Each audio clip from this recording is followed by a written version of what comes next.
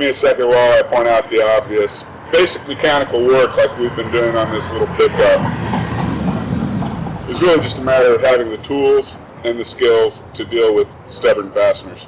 Your bolts, screws, clamps, whatever you might find under the hood. Beyond that, it's about having the patience to keep removing things to get to the part that needs repaired. In order to know what needs to be repaired, we're getting into diagnostics. And that used to be the real trick about vehicles, was you had to know about them in order to diagnose it, to figure out what was wrong, to make those repairs.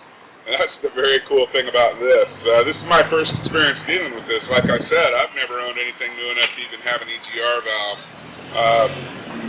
Now it's 1985 all of a sudden, and I've got an OBD reader and a computer, and I pulled some codes, and the right reader for the vehicle comes with the right book to tell you what the codes are.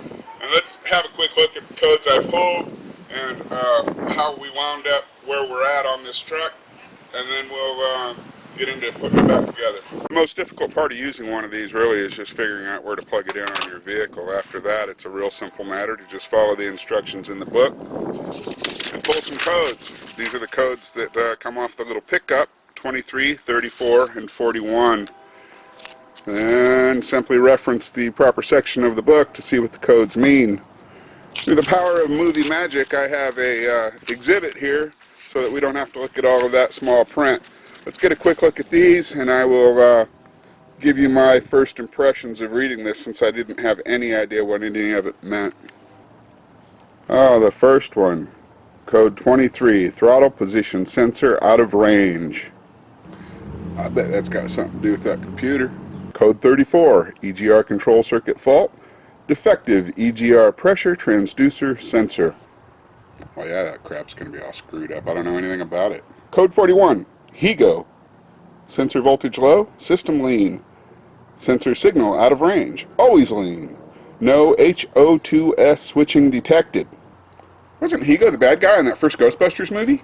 So in the automotive history timeline, I'm just the right age to be that kid that got to shut up and hang out with the older guys that were working on the old cars. That's how I learned what I know, hanging out with the old guys.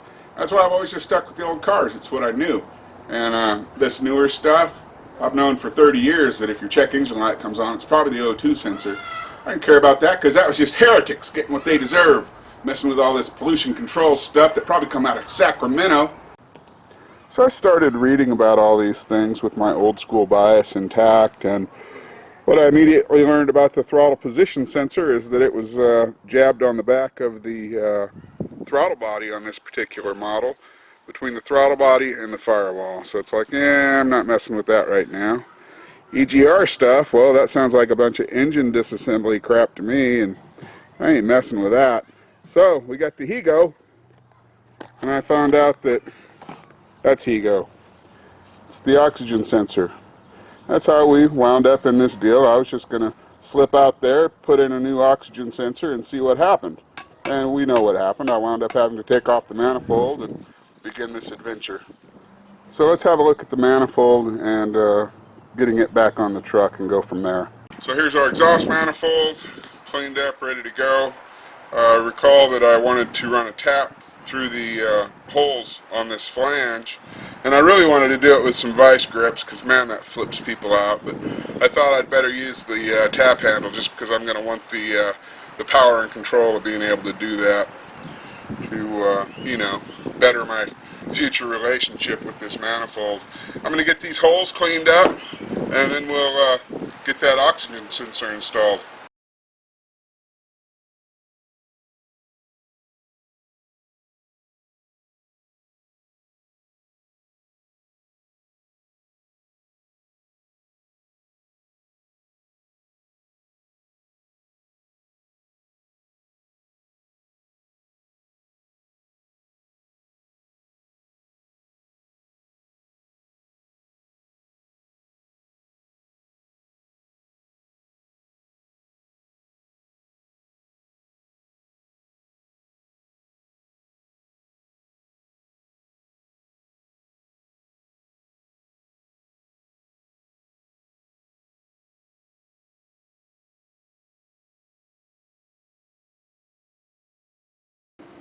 Giggity.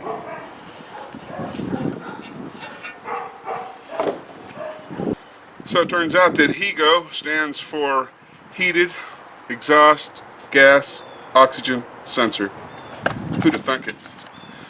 Anyway, here's a new one. They've even put the anti-seize compound on there for us, and it goes right back where that one came out of. You know the one.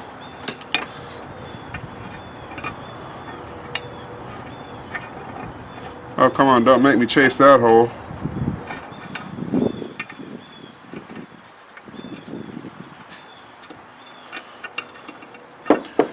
Anyway, it looks like that's going to be a thing. I'll get it put in and get back with you in a second.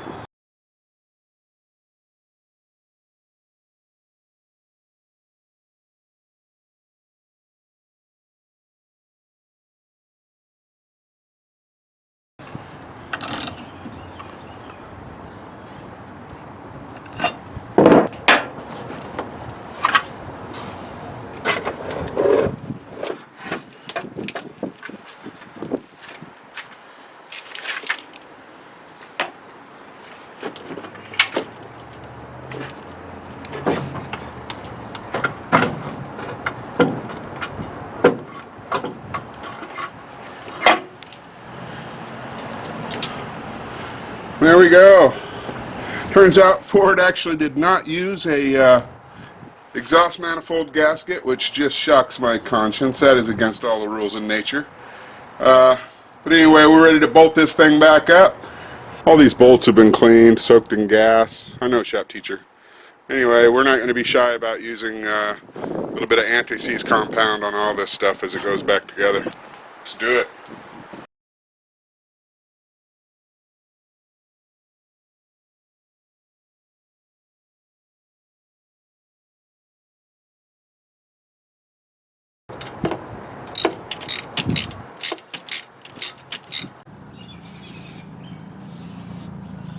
I didn't go into this during disassembly, but in order to get that manifold off, I had to take this big air hose off that goes from the air box over to the throttle body. But I did show you what happened when I took that off. Ew. No way can I run that dirty throttle body on this truck and expect to have efficiency and reliability, which is our goal here. That takes us to the space behind the throttle body, between it and the firewall, and our next error code, the throttle position sensor. Let's have a look at that thing real quick.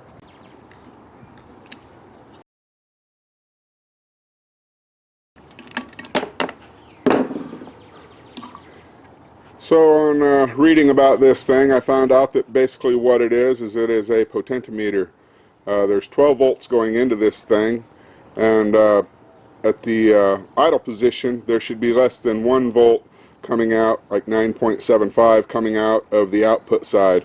And then as it's turned by the slotted end of the shaft on the butterfly, that voltage increases. So I guess it's sending a message to the computer about how far the butterfly valve is open when you push on the throttle.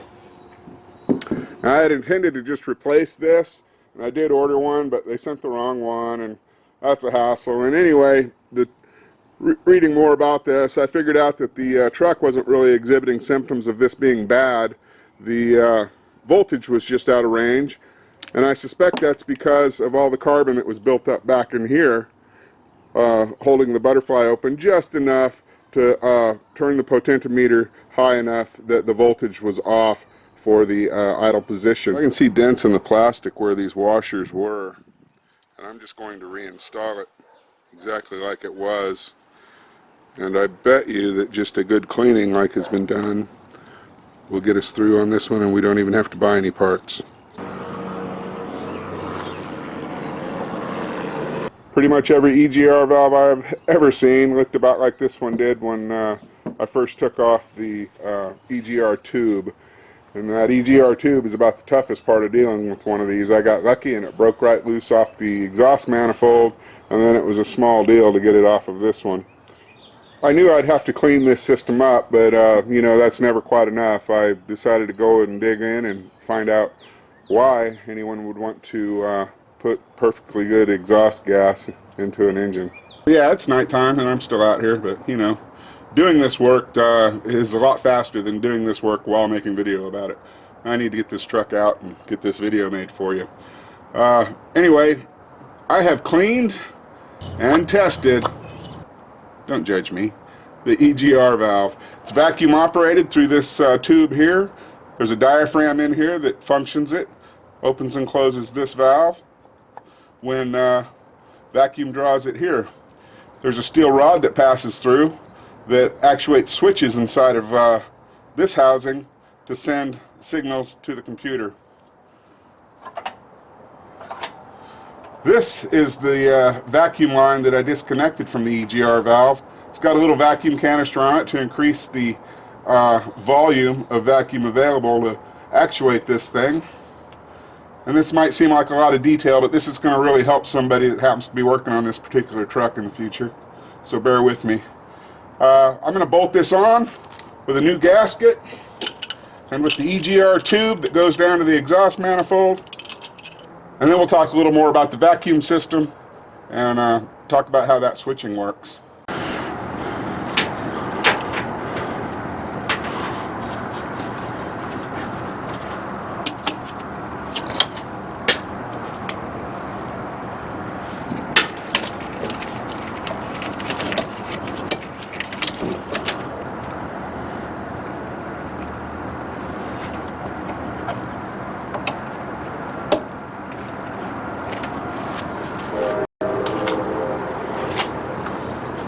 So that's it for the EGR valve. Let's bolt up this throttle body with a new gasket. The throttle body has a few places that rubber lines hook to it. This one at the front goes to the oil cap, remember. This one goes to the second hose on that big air tube that goes across to the air box. And underneath, there's a vacuum line. And what that one is, see if I can find it. There it is. Yeah. That one is this hard plastic line that goes right over to the charcoal canister. That's the line that goes right under the bottom of the throttle body.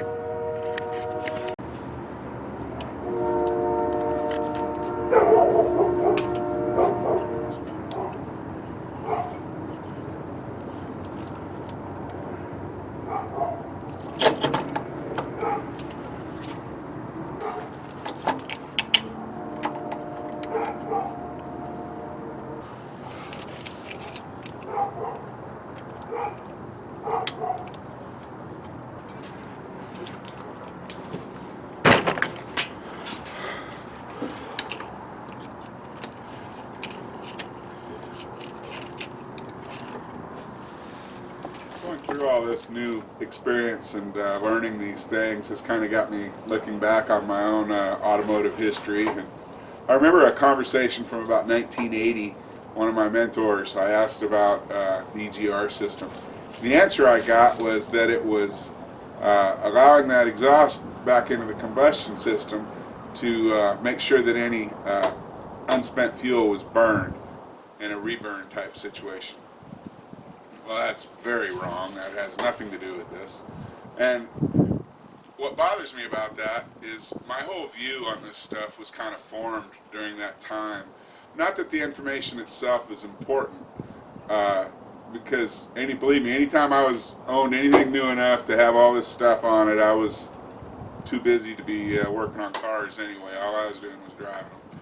But what bothers me about it is that for a little over 30 years, there's been this spot in my head that's stupid. It's carrying around stupid.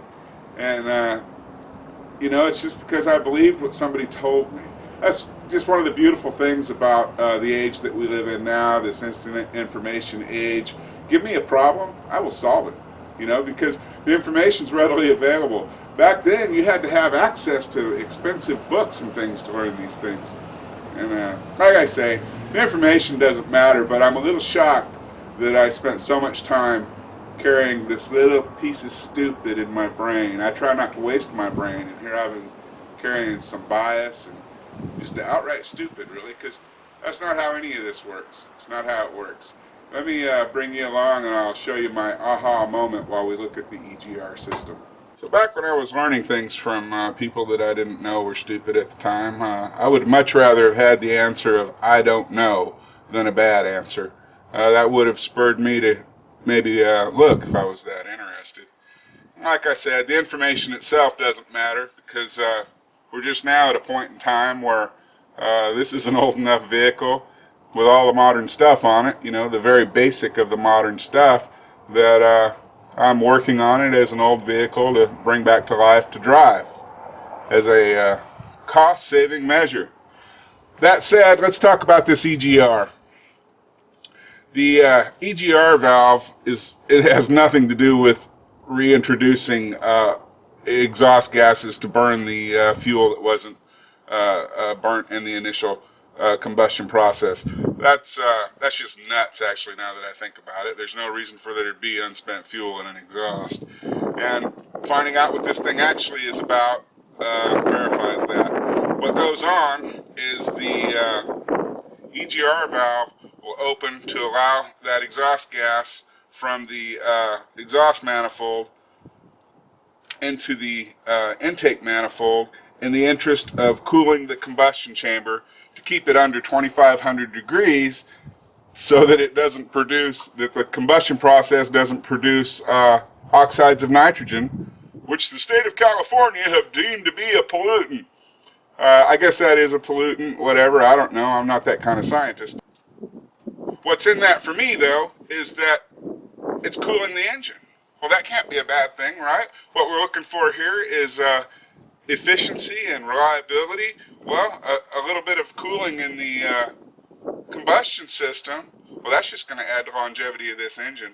That's probably not something you're going to want on a hot rod or something, but for a little pooter car like this, man, that's actually probably a good thing. So, how does that EGR valve work?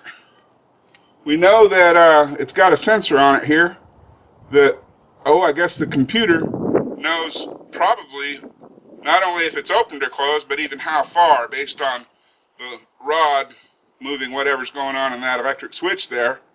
And then it's powered by vacuum. You remember we broke this vacuum line somehow.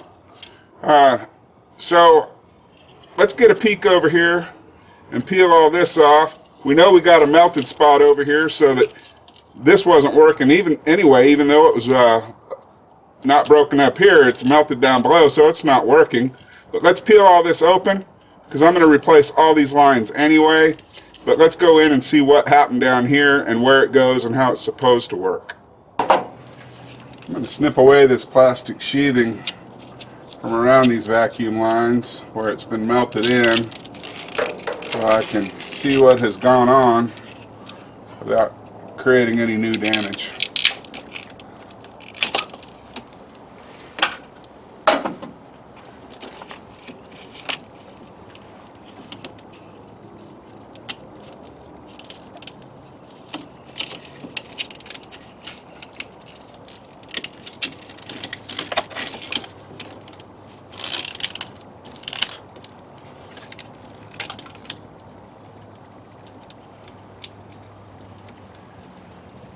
Yeah.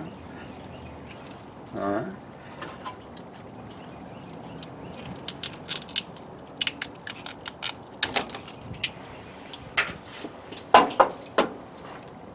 So, all of these vacuum lines were cooked apparently, except this red one. The big black one's melted enough to have a hole through it. This black one, pretty well cooked, and the green one is absolutely fried. So all of these vacuum lines coming off the intake were doing about no good whatsoever.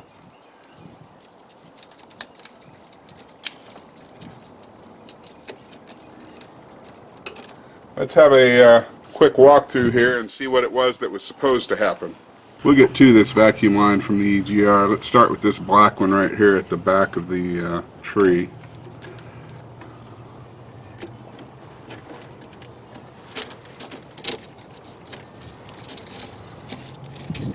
It goes to the airbox lid, and then there's one exiting the airbox lid, going I don't know where. And inside the airbox lid is one of those. I'll find out what that is sometime. And in the interest of helping out the next guy, I've unbolted the airbox. I wanted to clean it anyway. I hate a dirty airbox, and it gives us more room to see what's really going on under there. Let's have a look at this red line coming out of the vacuum tree on the intake. Comes down, makes a bend, goes over to the vacuum reservoir that the airbox sits on, and it exits through this line that I've apparently broken with just this little bit of handling because they're so brittle. And that line comes out, bends over, and it ends up over here at what are apparently vacuum solenoids.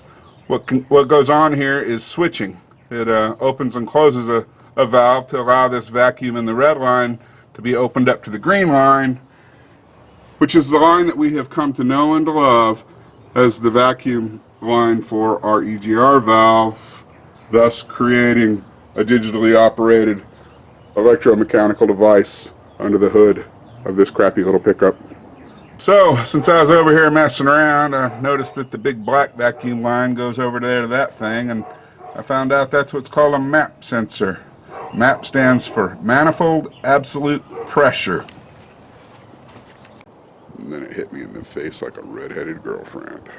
That throttle position sensor is letting the computer know how much air is capable of entering the system based on where the butterfly valve's at, because there's only so much open space that air can pass through. And then if it knows the manifold absolute pressure, and then the temperature of that air, it can know exactly the volume of the air that's in that manifold, and then administer the proper amount of fuel through the injectors to get a perfect ignition. And then the O2 sensor can read the spent gases to make fine-tuning changes in real time based on the whims of my own right foot. That's freaking awesome. So this little doodad right here is the last piece to our intake air puzzle. That is the IAT. It is the intake air temperature sensor. And I'll be replacing all of these vacuum lines soon. I'm not going to bore you with a bunch of video about replacing a plastic tube with rubber hoses, but I hope that showing all of this will help somebody that's maybe working on an incomplete 1985 Ford 2.3 and needs to know where all of that stuff goes. Next time you see me, we will be figuring out how to weld up an exhaust for this thing, and probably putting on those super cool shocks, and then we'll go for a drive. You know, I appreciate you. I'll see you soon. You gonna knock the table over, huh? Really? What is this about? Are you alright? Did you eat a neighbor kid or something? Huh?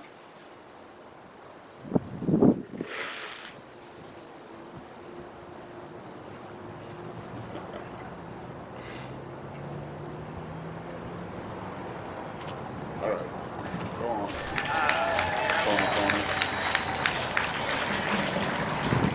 Well, thank you very much.